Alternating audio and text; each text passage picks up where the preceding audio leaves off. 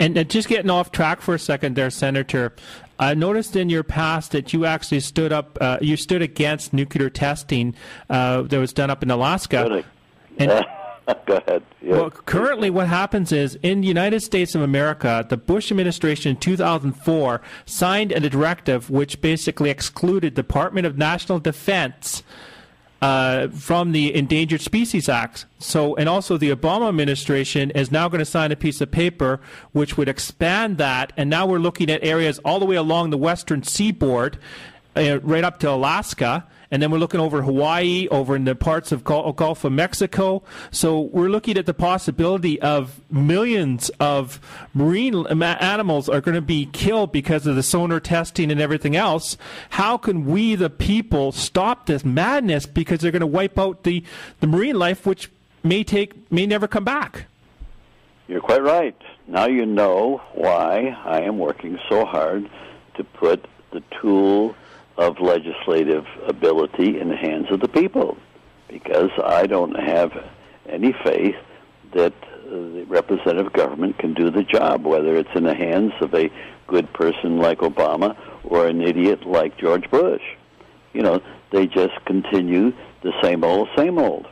And when you talk about nuclear, I mean, that's nothing compared to the policies that they have, and it wasn't just one item. You know, I stopped at nuclear testing on the North Pacific, and just as a vignette of history, it was the nuclear testing on Amchitka Island that would have contaminated, and still possibly could, because we did detonate a couple of bombs a mile below the seabed of the North Pacific, and the half-life is 1,000 years of the debris that's in these caverns underneath the seabed that could be ruptured by an earthquake. And so this could alter the food chain of the North Pacific. And so I was successful in stopping the test because somebody had bootlegged a secret memo that showed that the testing was for a safeguard nuclear warhead that was obsolete. And all it was the contractor had enough suction to be able to keep the contract going for the testing when it was unnecessary. This was just the same old military-industrial complex trying to make money off the taxpayers and doing a dangerous thing that was unnecessary. That issue developed an expertise in myself and my staff where we were able to oppose the nuclear generation of electricity. And we were able to cap, with the help of many, many people. It was an international effort. In fact, I had two members of the Canadian Parliament that came down to the United States, and the three of us picketed the White House over the nuclear testing on Amchitka, and a group of environmentalists in Vancouver purchased a boat to sail out to Amchitka to protest it on the sea in the ocean. And you know the name of the corporation that was formed to limit the liability for the purchase of that boat? Was called Greenpeace. You want to talk about some history.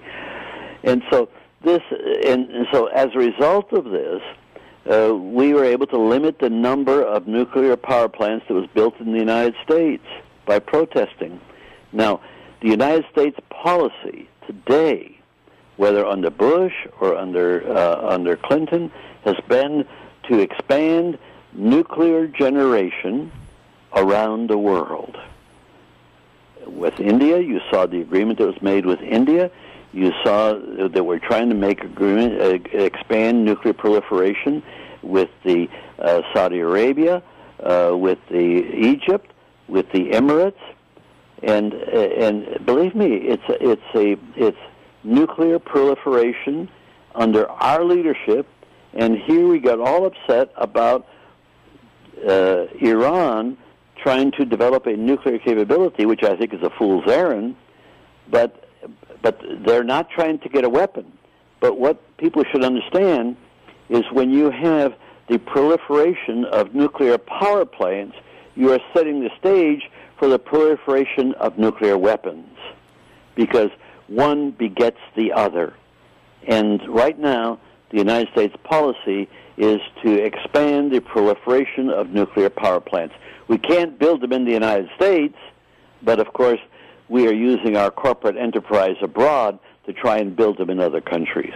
If that isn't the sickest foreign policy in the world, I don't know what is. Yeah, Canada, Senator, Canada is one of the CANDU reactors. They manufacture these reactors. There's only about a couple minutes left, so I wanted to quickly get to this issue, which in reference to Alaska. In the past, I had John Toppenberg from the Alaskan Wildlife Alliance on. He was talking about that it's supposed to be this biggest North American open pit mine happening in Alaska, which would affect with its tailings. They were right next to three major rivers, and because Alaska has an awful lot of earthquakes happening, if one of these tailings were to break, it could affect basically the salmon spawning, which would also affect even down here in British Columbia, because the salmon come down along the Alaskan coastline right down into BC.